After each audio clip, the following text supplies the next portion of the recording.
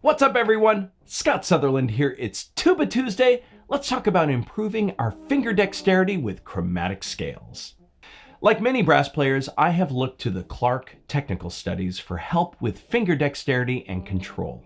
Created by Herbert L. Clark, the legendary trumpet virtuoso, the first exercise in this book is used by countless brass players around the world and often introduced to tuba players through the Chromatics Exercise in the Brass Gym by Sam Palafian and Pat Sheridan.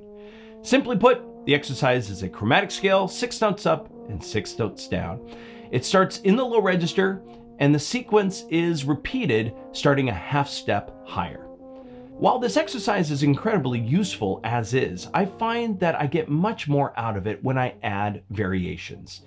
Dotted rhythms, starting descending instead of ascending, and flutter tonguing all are great ways to change up the routine and keep things fresh. Here's how I usually play Clark 1 in my daily routine. In the Brass Gym, each chromatic scale is performed 3 times, so I use that as a foundation. I start pianissimo in the low register, playing the sequence ascending, first with a flutter tongue and with dotted rhythms, then repeat with straight eighths with the flutter, and then one last repeat with straight eighths and no flutter. Then I play the entire thing again, starting a 5th up from the first note of the previous sequence, and then perform the scale descending. I use the same pattern of flutter and dotted rhythms. And then I take that whole thing again and begin a 4th down from the first note of that previous sequence.